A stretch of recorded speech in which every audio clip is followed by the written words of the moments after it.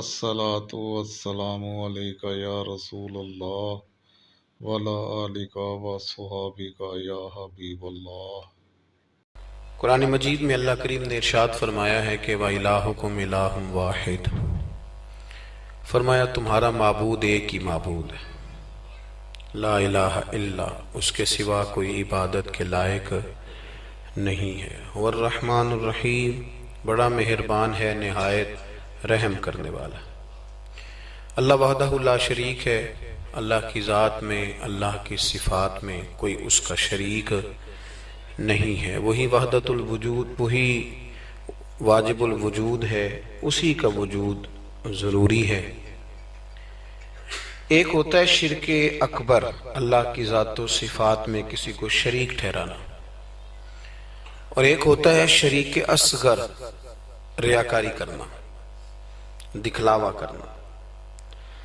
دونوں ہی بڑے سخت ناپسندیدہ ہیں۔ اگرچہ شرک اصغر معاف کر دیا جائے گا، اس کی اصلاح ممکن ہے۔ ہمارے ہاں الحمدللہ امت مسلمہ میں شرک اکبر تو نہیں ہوتا، لیکن شرک اصغر کی بیماری بہت زیادہ ہے۔ دکھلاوا کرنا، ریاکاری کرنا، تصنع کرنا، بناوٹ کرنا، اپنے اعمال کو پیش کرنا، یہ ایک بڑا خوفناک منظر ہے۔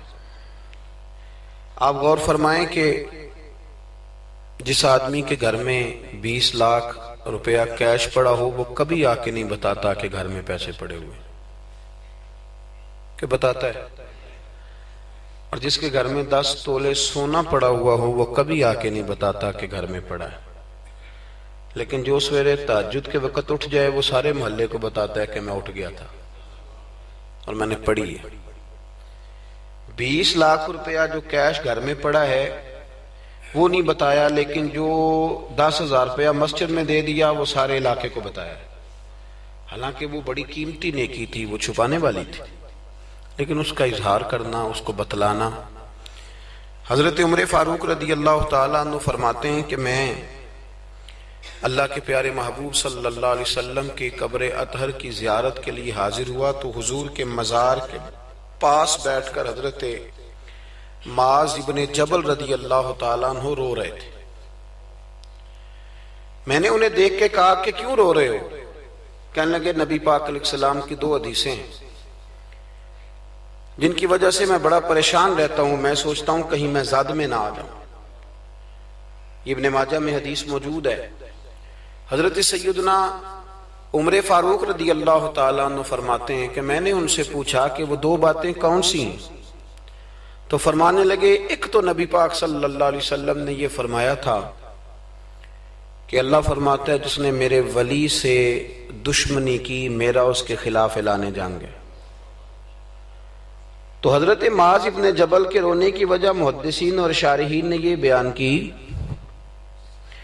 کہ وہ رو اس لیے رہے تھے کہ کیا پتہ چلے گا کہ اللہ کے بندوں میں سے ولی کون ہے، تو کہیں بھول کر بھی کسی کی بے ادبی نہ کر بیٹھوں، اس لیے وہ رویا کرتے تھے، ڈرا۔ یہاں تو لوگوں کو پتہ ہوتا ہے نا یہ ولی ہے اللہ کا، پتہ ہے نا لوگوں کو کہ داتا صاحب اللہ کے ولی ہیں، خواجہ معین الدین اجمیری اللہ کے، حضرت بایزید بستامی اللہ کے ولی ہیں، حضرت جنید بغدادی اللہ کے، لیکن پھر بھی لوگ بے ادبی کرتے ہیں، پتہ ہے۔ چونکہ حضرت معاذ ابن جبل فرماتے مجھے پتہ نہیں، اس لیے ڈر لگتا ہے۔ اور دوسرا، حضرت معاذ، اس مسجد میں اذان ہوگی جی؟ یہاں اذان ہوتی نہیں، یہ جو ابھی ہونی ہے نا جی ٹھیک۔ تو حضرت معاذ ابن جبل رضی اللہ تعالیٰ عنہ فرماتے ہیں دوسری یہ بات کہ نبی کریم صلی اللہ تعالیٰ علیہ وآلہ وسلم نے ارشاد فرمایا کہ تھوڑی سی ریاکاری بھی شرک ہے، تھوڑی سی، سیاستہ کی روایت درس کر رہا ہوں، یعنی یہ نہیں ہو سکتا کہ چلیں آپ تھوڑی سی کر لیں اور باقی سارے مخلص ہو جائیں، یہ نہیں فرمایا، بلکہ فرمایا تھوڑی سی ریاکاری بھی شرک ہے، تھوڑا سا بھی دکھلاوا نہ کرو، تھوڑا سا، چونکہ ذات الہی کے لیے جو کام کر رہے ہو وہ بندوں کو کیوں بتا رہے ہو؟ جو کام اللہ کی رضا کے لیے، اس میں بندوں کی شراکت کا کیا معنی ہوگا؟ میرے عزیز دوستو، ہمارے ہاں معاشرے میں گھٹن تب پیدا ہوتی ہے جب لوگ نیکیاں چھپ کے نہیں کرتے.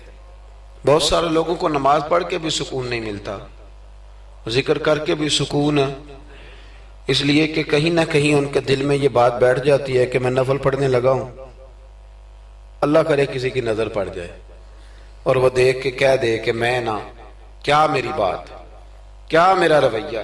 حضرت جنید بغدادی رحمت اللہ علیہ فرماتے ہیں کہ ایک شخص تھا میرے زمانے میں جس نے نیک بننے کے لیے نماز شروع کی اور بڑی پکی نمازیں پڑھتا تھا، لیکن جدھر سے گزرتا تھا لوگ کہتے تھے وہ دیکھو ریاکار جا رہا ہے، کیونکہ جس مقصد کے لیے کام کرتا تھا وہ عیاں ہو گیا. میرے پاس ایک دن آیا، کہنے لگا حضور نیک نامی کے لیے عبادت شروع کی تھی، الٹا بدنام ہو گیا ہوں.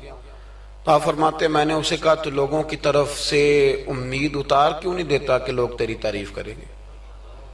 تو ایک ہفتہ اس لیے پڑھ کے میرا اللہ دیکھ لے اور اللہ کے رسول دیکھ لے، اس لیے پڑھ لے ایک ہفتہ، پھر اس کے بعد مجھے بتانا. وہ شخص کہتا ہے ابھی پورا ہفتہ نہیں ہوا تھا کہ میرے پورے علاقے نے میری عزت کر دی شروع کر دی.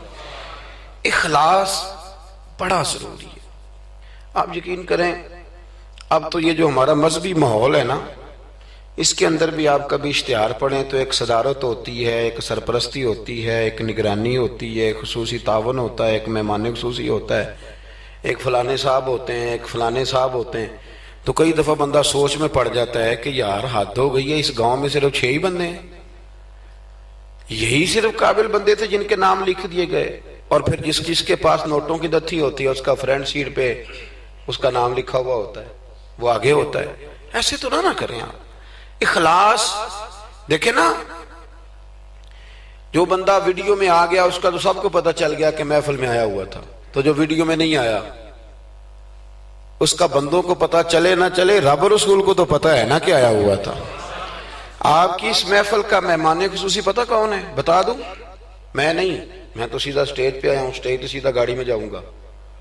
اس محفل کا مہمان خصوصی وہ ہے جس نے یہاں جھاڑو دیا مسجد میں، جس نے صفیں بچھائی ہیں، جس نے جو پیچھے بیٹھا ہے، جس نے بیچارے نے یہاں سارا دن محنت، جس نے اشتہار لگایا وہ مہمان خصوصی، جس نے محنت کی. باقی تو آئے لوگ صدارت کر کے گزر گئے. اخلاص والا عمل زندہ رہتا ہے. اور اگر آپ ناراض نہ ہوں تو میں تو ریاکاری کا سادہ ترجمہ کیا کرتا ہوں، اگر آپ کہیں تو کر دوں. یہ تسی بولے نہیں، 2-4 تے بندے بولے رہن دینے ہیں، کوئی اور گل کر لے. کر دوں ریاکاری کا سادہ ترجمہ؟ میں ریاکار کو نہ اداکار کہتا ہوں. میں کہتا ہوں جو ریاکار ہوتا ہے یہ بنیادی طور پہ تو اداکاری لمبی چلتی کوئی نہیں، بندہ تھک جاتا ہے.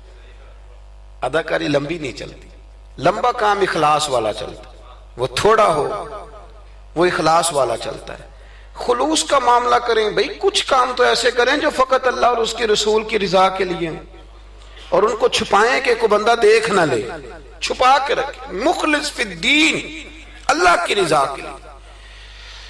حضرت سیدنا عثمان غنی رضی اللہ تعالیٰ عنہ نے نا سید عائشہ صدیقہ رضی اللہ تعالیٰ عنہ کو نے ایک ملازمہ دی تھی، خادمہ کا. اماں جی یہ آپ کے کام کاج کر دے گی سارے، یہ آپ کو بہت ساری جو چیزوں کی ضرورت ہوگی فراہم کریں گی، کپڑے دھویا کریں گی، جھاڑو دیں گی، روٹی پکا کے. ایک خادمہ دی، کنیز دی.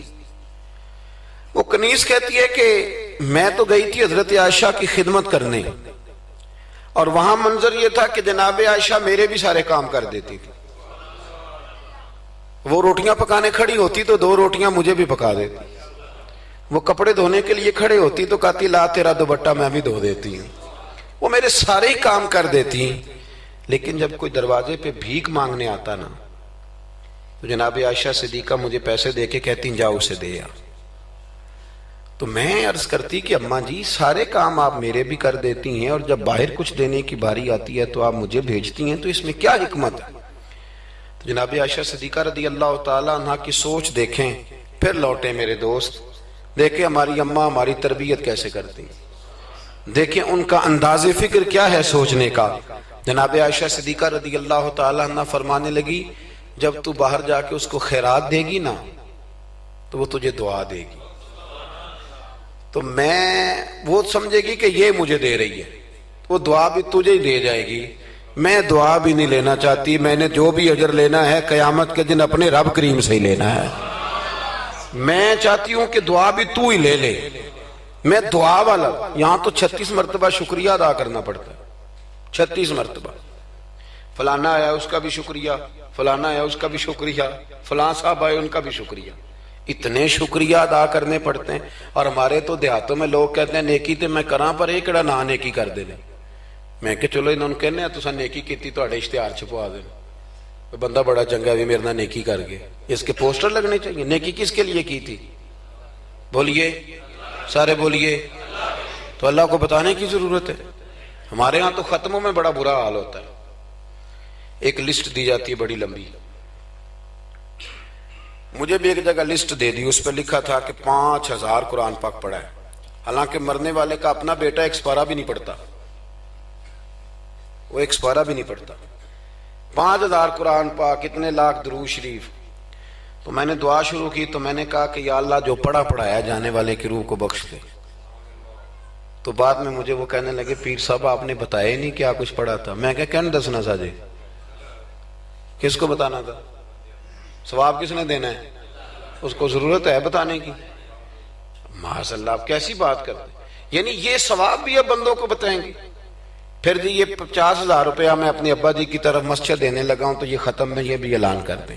اچھا جناب، ابا جی آپ کو کیا دے گئے؟ کہنے لگا 2-4 ایکڑ زمین بھی، کاروبار بھی، پیسے بھی۔ تو میں نے کہا اس نے بھی مسجد میں اعلان کرایا تھا کہ بغیر اعلان کے دے گیا ہے؟ اتنی وہ تو بغیر اعلان کے دے گیا، تو اس میں سے 20,000 دے رہا ہے، اس کا بھی اعلان کرا رہا ہے۔ اور قاری صاحب بیچارے کئی دفعہ خطیب صاحب الجھ جاتے ہیں، اس لیے کہ جب وہ 1000 روپیہ دینے آتا ہے تو کہتا ہے صحیح کر کے دسیا دے محمد بشیر دکھن علامت بندے پہاڑ والا سمجھ لیں، صحیح کر کے بتانا، ہنسنے کے لیے نہیں رونے کے لیے بات کر رہا ہوں۔ یہ اتنا برا حال ہو جائے گا ہمارا، کس کو بتاتے پھرتے؟ اور میں نے دیکھا نوٹ کھول کر لوگ لے آتے۔ اس طرح نہ کریں، نیکیوں کو چھپائیں۔ چھپی ہوئی چیزیں قیمتی ہوتی ہیں، یہ قیمتی چیزیں ہوتی ہیں، یہ قیمتی ہوتی ہیں۔ حضرت عبداللہ ابن مبارک بہت بڑے درویش گزرے، عالم بھی تھے، صوفی بھی تھے، درویش بھی تھے، حدیث کے بہت بڑے استاد بھی تھے۔ اور جو صوفیاء سابقون الاولون ہوئے ان میں آپ کا نام ہے۔ آپ نہ اکثر اپنے کوفے کے علماء سے استفادہ کرنے کے لیے نہ کوفے آیا کرتے تھے۔ ہر شعبے میں کچھ لوگ اسپیشلسٹ ہوتے ہیں، تو علماء کے شعبے میں بھی کچھ لوگ اسپیشلسٹ ہوتے ہیں۔ یہ الگ بات ہے کہ آج کل جو ایک عمرہ کر رہا ہے وہ مفتی ہوتا ہے، اور اگر حج کر رہا ہے تو پھر تو شیخ الحدیث ہے۔ وہ کہتا ہے سارے مسئلے اب میں ہی بتاؤں گا، اور دو کی کتابیں پڑھ لے تو پھر تو کہتا ہے مولویوں کی پتہ ہوئے، سارا پتہ تو مجھے۔ اللہ تعالیٰ سمجھنے کی توفیق دے۔ حضرت عبداللہ ابن مبارک جاتے تھے کوفے کے علماء کے پاس، اور وہاں جا کر کے ان سے استفادہ کرتے تھے۔ اب تو ہوٹل بن گئے ہیں، آپ جس ملک میں جس ایریے میں جاتے ہیں ہوٹل بک کر دیا جاتا ہے، اب وہاں قیام کرتے ہیں۔ اس زمانے میں یہ طریقہ نہیں تھا۔ مسجدوں کے ساتھ لوگوں نے مہمان خانے بنائے ہوئے تھے، وہاں جا کے لوگ قیام کرتے تھے، کھانا پانی مسجد میں لوگوں کو پتہ چلتا تھا مہمان آ گیا، وہاں لوگ کھانا بھیج دیتے تھے۔ حضرت عبداللہ ابن مبارک رحمت اللہ علیہ اکثر اس مہمان خانے میں کوفے جا کے رکتے۔ ایک نوجوان تھا، اس کو علماء کی خدمت کا بڑا شوق تھا۔ اللہ کے بندوں کی خدمت کا شوق لگ جائے تو پھر اللہ بڑی رحمت فرمایا کرتا ہے۔ اسے بڑا شوق تھا، وہ بڑی خدمت کرتا، آپ کے لیے کھانا لاتا، پانی لاتا، چائے لاتا، تکیہ پیش کرتا۔ بڑے مہینوں سالوں سے ملاقات رہی۔ پھر ایک دفعہ حضرت عبداللہ ابن مبارک آئے کوفے میں تو پوچھا کہ وہ نوجوان کہاں ہے؟ لوگوں نے عرض کی حضور وہ چھوٹا سا کاروبار کرتا تھا تو اس پہ قرضے چڑھ گئے، جن لوگوں کے پیسے دینے تھے نا وہ بڑے تگڑے لوگ تھے، انہوں نے پرچہ کٹوا دیا، کوت والے شہر سمجھ لیں کہ ایس ایچ او گرفتار کر کے لے گئے۔ جب تک بندہ سخاوت کر رہا ہوتا ہے تب تک نہیں لوگ پوچھتے کہاں سے آئے ہیں، اور جب بندہ کہیں الجھ جائے نا تو پھر بندے کہتے ہیں اوہو بندہ ہی ٹھیک نہیں تھا۔ بڑے بڑے لوگوں کو نقصان ہو جاتا ہے کاروبار میں، یہ کیا بات ہوئی؟ حضرت عبداللہ ابن مبارک کو پتا چلا، ویسے آج کل کا کوئی پیر ہوتا تو وہ پیر صاحب پتہ کیا کرتے ہیں، جب تک مرید جھاڑو دیتا رہے پھر تو وہ کہتے ہیں میرا منظور نظر ہے، لیکن اگر قرضے چڑھ جائیں تو کہتے ہیں اس کا ذاتی معاملہ ہے، میں ذاتی معاملات میں مداخلت نہیں کرتا۔ تو جب تیرے گھر میں 6 درجن کنوں لے کے آتا تھا تب ذاتی معاملہ نہیں تھا، اب ذاتی معاملہ ہو گیا۔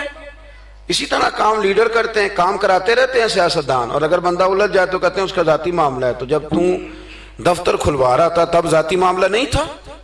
ہمارا یہ مزاج ہے کہ ہم طبعاً انسانوں سے نفع لینا چاہتے ہیں، لالچی ہوتے جا رہے ہیں۔ سیدنا عبداللہ ابن مبارک رحمت اللہ تعالی علیہ نے کہا قرضہ چڑھ گیا ہے اور وہ بند ہے جیل میں۔ آپ گئے، جا کے کوتوال سے ایس ایچ او سے ملاقات کی، فرمایا ماجرا کیا ہے، معمہ کیا ہے؟ وہ کہنے لگا حضور بچہ بے قصور ہے، بیچارہ کام کرتا تھا تو اچانک نقصانات ہوئے تو ہوتے ہی گئے۔ انسان جب کامیاب ہوتا ہے تو مٹی کو بھی ہاتھ لگائے تو سونا ہو جاتی، اور جب ناکام ہوتا ہے تو ایسا پھسلتا ہے کہ پھر کسی جگہ اس کا ہاتھ نہیں پڑتا۔ وہ الجھ گیا، حضرت جی الجھتے الجھتے قرضے چڑھ گئے، اور حضرت صاحب جس پارٹی کے پیسے دینے ہیں وہ بڑی سخت ہے، وہ کہتی ہے کہ ہم نہیں چھوڑیں گے۔ حضرت عبداللہ ابن مبارک رحمت اللہ تعالی علیہ فرمانے لگے پیسے کتنے؟ کہنے لگا 50,000 دینار، آپ سمجھ لیں کہ 5 کروڑ روپیہ۔ تو حضرت عبداللہ ابن مبارک، توجہ ہے نا میری بات پہ، تھک تو نہیں گئے آپ لوگ؟ حضرت عبداللہ ابن مبارک رحمت اللہ علیہ فرمانے لگے اگر تو میری ایک شرط پوری کرے تو میں پیسے دے دیتا ہوں۔ میری طرف دیکھیں، کہانی تو نہیں نہ سنا رہا میں، آپ ذرا غور تو کریں کیا کہہ رہا ہوں۔ یعنی 50,000 دینار۔ فون بند کر لیتے ہیں لوگ اگر آپ کو پیسوں کی ضرورت پڑ جائے تو، لوگ فون بند کر لیتے ہیں۔ ویسے کہنے چودھری کو حکم ہوا تھا دسی، اور جب وہ بتا دے پھر چھٹی۔ 50,000 دینار۔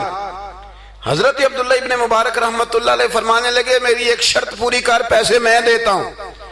اس نے کہا حضور 50,000 دینار ہیں۔ وہ فرمایا میں نے سن لیا ہے پر میری شرط پوری کر۔ اس نے کہا حضور وہ کیا؟ تو آپ فرمانے لگے اس نوجوان کو بتانا نہیں اس کے پیسے کس نے دیے، پیسے میں دے دیتا ہوں۔ اس نے کہا حضرت جی اسے نہیں بتانا۔ آپ فرمانے لگے اس کے لیے نہیں دینے، میں نے اللہ کی رضا کے لیے دینے، اور جس رب کے لیے میں نے دینے ہیں اسے بتانا نہیں پڑتا، وہ تو دلوں کے حال جانتا ہے، وہ تو علیم بذات الصدور ہے، لہذا بتانا نہیں۔ اس کو پیسے دے دیے۔ نوجوان نے بڑی منت کی کوتوال کی، یار اتنے بڑے پیسے کوئی دے گیا، کوئی 10 روپے تو نہیں دینا، اس محسن کا پتہ بتا، میں تو اس کے پوتوں کی بھی نوکری کروں گا۔ اس نے کہا میں مجبور ہوں، مجھے حکم نہیں، میں نہیں بتا سکتا۔ وقت گزر گیا، وہ کوتوال بھی کہیں تبدیل ہو گیا۔ وہ نوجوان کہتا ہے عبداللہ ابن مبارک بوڑھے ہو گئے، اب گھر میں رہتے ہیں، باہر نہیں آتے، زیادہ ذوف آ گیا، اب جس نے پڑھنا ہے کچھ استفادہ کرنا ہے وہ بھی گھر میں حاضر ہوتا تھا۔ اللہ اکبر۔ وہ نوجوان کہتا ہے جیسے جیسے میری عمر بڑھتی شوق بڑھتا کہ یار میرا محسن مجھے مل جائے، میں اس کے پیر ہی چوم لوں ایک دفعہ۔ اتنا عظیم آدمی۔ اس کے بعد کئی دفعہ حضرت عبداللہ ابن مبارک ملے بھی۔ نوجوان کہتا ہے وہ جب بھی مجھے ملتے میں انہیں کہتا بابا جی نیک تو آپ بھی بڑے ہیں پر بندہ تو وہ تھا نا جو میرے پیسے دے گیا۔ تو وہ فرمایا کرتے چل دعا کرنا اللہ مجھے بھی کوئی کام کرنے کی توفیق دے دے، دعا کرنا۔ وقت گزر گیا، 15 سال بیت گئے۔ ایک دن وہ کوتوال کہیں رستے میں مل گیا تو اس نوجوان نے نا سر سے پگڑی اتار کے پیروں میں رکھ دی، کہنے لگا تجھے اللہ رسول کا واسطہ، میں کہیں شکریہ ادا کرنے سے پہلے ماری نہ جاؤں، میرے محسن کا پتہ تو بتا دے، ایک دفعہ بتا وہ کون ہے۔ وہ کوتوال کہنے لگا تو نے قسم ہی بڑی دے دی ہے، تجھے واقعی نہیں پتا وہ کون ہے، تو نہیں جانتا؟ کہا نہیں۔ کہنے لگا روز تو ان کی بغل میں بیٹھا ہوتا تھا، بعد میں بھی کئی دفعہ اکٹھے دیکھا۔ کہا کیا مطلب؟ کہنے لگے حضرت عبداللہ ابن مبارک۔ وہ نوجوان کہتا ہے میں اتنا تیز دوڑا کہ پگڑی گر گئی، جوتے ٹوٹ گئے، پیروں میں زخم ہو گئے، پر میں بھاگا کہ میں شکریہ ادا کروں، میری اجرت میری محنت سے زیادہ کیوں ہے، میرے محسن تیرے احسان سے ڈر لگتا ہے۔ کہتے ہیں دوڑا گیا، لیکن قربان جاؤں جب عبداللہ ابن مبارک کے گھر کے باہر پہنچا تو رش لگا ہوا تھا۔ میں نے لوگوں سے پوچھا کیا ہوا، تو کہنے لگے 2 گھنٹے گزرے عبداللہ ابن مبارک انتقال کر گئے، یہ ابھی 2 گھنٹے گزرے، ابھی بے قدراں کچھ قدر نہ جاتی، کیتی خوب تسلی ہو، دنیا دار پجاری زر دے، کتیاں دے گل ٹلی ہو، بک بک روشن اکھیاں تکیو ویکھ حویلی کلی ہو، تے کوچ نصیر اساں جدوں کیتی پہ جانی تھر تھلی ہو۔ دنیا جمع ہو گئی، لوگ رو رہے ہیں، وہ نوجوان کہتا ہے کہ میں اندر داخل ہوا تو سفید کفن میں نے نورانی چہرے والا بابا لیٹے ہوئے دیکھا، اور میں نے پھر اپنی داڑھی ان کے پیروں میں رکھی اور میں نے کہا بابا آپ نے تہجدیں کتنی پڑھی آپ جانے اور آپ کا رب جانے، قرآن کتنے ختم کی آپ جانے اور اللہ جانے، کتنے لوگوں کو علم حدیث دیا آپ جانے اور آپ کا رب جانے، پر جو آپ نے میرے ساتھ کیا ہے نا، مجھے امید ہے اس ایک نیکی کی برکت سے ہی رب آپ کو جنت عطا کر دے۔ یارو کوئی کام کرنا بھی تو اسے دکھا لینا، اس پر اس قدر زیادہ تشریف رکھیں جی، اللہ خوش رکھے آپ کو۔ میں تو خدمت تھوڑی کرانے آیا ہوں، اللہ آپ کو بہت ساری عزتوں سے نواز۔ میری خدمت اتنی ہے کہ آپ میری کوئی ایک بات سمجھ جائیں، اللہ آپ کو جزائے خیر دے۔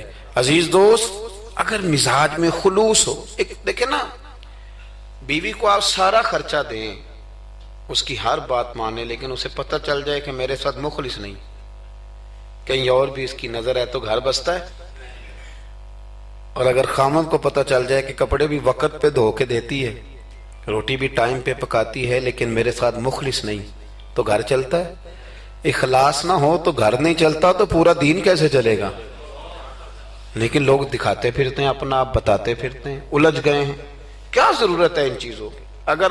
اگر آپ کے اندر خوشبو ہے تو خوشبو کو تھوڑی ضرورت ہے کہ وہ بتائے کہ میں خوشبو ہوں۔ خوشبو بتایا نہیں کرتی، خوشبو آیا کرتی ہے۔ خوشبو بولیے آیا کرتی۔ امام زین العابدین، بس بات سمیٹنے لگا ہوں، امام زین العابدین حضرت امام حسین کے کربلا میں بچنے والے اکیلے شہزادے، نواسہ رسول، جگر گوشہ بطول، حضرت سیدنا امام زین العابدین بیمار کربلا رضی اللہ تعالیٰ عنہ۔ امام زین العابدین نا، ان کا وصال ہوا تو جب ان کو غسل دیا جانے لگا تو ان کی پشت پر موٹے موٹے نشان تھے۔ لوگوں نے آپ کے صاحبزادے سے کہا یہ نشان کس بات کے ہیں؟ تو صاحبزادے رو پڑے، فرمانے لگے میرے ابا جی نا رات کو اناج کی بوریاں اپنی پشت پہ رکھ کے غریبوں کے گھروں میں پہنچا کے آیا کرتے۔ تب لوگوں میں تجسس پیدا ہوا کہ صاحبزادے آپ کہاں رہتے تھے؟ تو فرمانے لگے میں کئی دفعہ عرض کرتا تھا کہ مجھے دے دیں، میں دے آتا ہوں، تو فرمایا کرتے تھے پتر اگر تمہیں دوں گا تو پھر اس غریب کا نام بھی بتانا پڑے گا، پھر اس غریب کا نام بھی بتانا پڑے گا، تو میں اسے رسوا نہیں کر سکتا، میرا اس کا اور میرے اللہ کا راز ہے۔ یار کوئی تو نیکی ہو جو چھپی۔ ہمارے ہاں لوگ کہتے ہیں جی پہلے پتہ کرانا ہے بندہ مستحق ہے کہ نہیں، ہے نا جی۔ پہلے میں نے امام شافعی سے بھی ایک بندے نے آ کے کہا تھا، اس نے کہا دی میرا دل بڑا کرتا ہے سخاوت کروں پر مستحق بندہ کوئی نہیں ملتا۔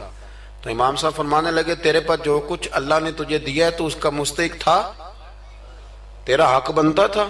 وہ چپ کر گیا، کہنے لگے اگر رب کریم نے تیری خوبی کوئی نہیں دیکھی اور تجھے اپنے فضل سے عطا کر دیا تو اللہ کے بندوں کو کیوں ٹٹولتا پھرتا ہے؟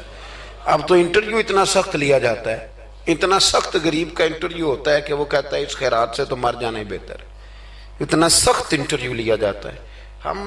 ہم سخت ہو گئے ہیں ہمارے مزاجوں میں۔ ہر مانگنے والا آدمی دکاندار، میں رات کو نا لاہور تھا تو واپسی پہ ایک جگہ پہ نا لاہور سے آتے ہوئے ایک پیٹرول پمپ پہ قریب ہی لاہور کے بریک لگائی بچے نے، کچھ تیل بھروانا تھا، کچھ اور طبی ضروریات تھیں، تو ایک بچی کوئی 10-12 سال کی وہ قریب آ گئی کھلونے لے کے، تو اس نے کہا انکل جی کھلونا لے لو۔ میں نے اس سے کہا بچے سے کہ کھلونا ہم نے کیا لینا ہے، اس کو 10-20 روپے دو اور ساتھ اس کو کہو کہ بیٹی رات بڑی ہو گئی ہے گھر چلی جا، زمانہ ٹھیک نہیں۔ تو اس نے شیشہ کھول کے کوئی 20 روپے اس کی طرف بڑھائے تو بچی کہنے لگی انکل میں مانگتی نہیں۔ تو بیٹیاں نا، میری بیٹی کی عمر کی تھی وہ بھی، میں نے بڑی عجیب سی طبیعت میں بات اتری تو میں نے کہا بھی اس سے کھلونا خرید لو، 200 روپے کا کھلونا خریدا۔ تو اس کو میں نے کہا پتر اتنی رات کو یہاں کیوں گھومتی ہو، 10 بجنے کو ہیں اور آپ اس وقت؟ تو کہنے لگی چچا وہ سامنے کرسی پہ میرے ابا جی بیٹھے، ان کا ایکسیڈنٹ ہو گیا اور ان کی ایک ٹانگ اور ایک بازو کام نہیں کرتا۔ تو میں آپ کو افغانستان کی غربت نہیں سنا رہا، یہ میں آپ کو اپنے ملک کی بات بتا رہا ہوں۔ ہمارے ہاں جس کے پاس 4 پیسے آتے ہیں وہ کہتا ہے ساری دنیا ہی امیر ہے، وہ پھر غریبوں کا دکھ بھول جاتا ہے۔ تو کہنے لگی وہ میرے ابا جی بیٹھے ہیں، میں ان کے ساتھ آئی ہوں، تھوڑا سا سامان اور بیچنا ہے پھر ہم نے گھر چلے جانا ہے۔ تو وہ ساری رات میری آنکھوں کے سامنے بچی گھومتی رہی میں سوچتا رہا کہ اللہ تو مہربانی فرما، بیٹیاں تو برابر ہوتی ہیں، بیٹیاں تو برابر ہوتی ہیں۔ کہنے لگی سودا ابا ہی لے کے آتا ہے پر وہ چل نہیں سکتا۔ میں کہہ رہا تھا یار کیا کرنا ہے ان دولتوں کا جو لوگوں نے سمیٹ سمیٹ کے جیبوں میں رکھی ہوئی ہیں، کس کام کی؟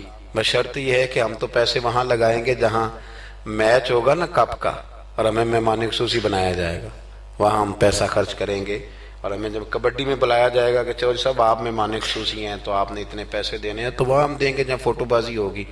اخلاص، خلوص، للہیت، یہ حسن ہے، اس کو اپنائیے۔ اللہ ہمیں سمجھنے کی توفیق عطا فرمائے۔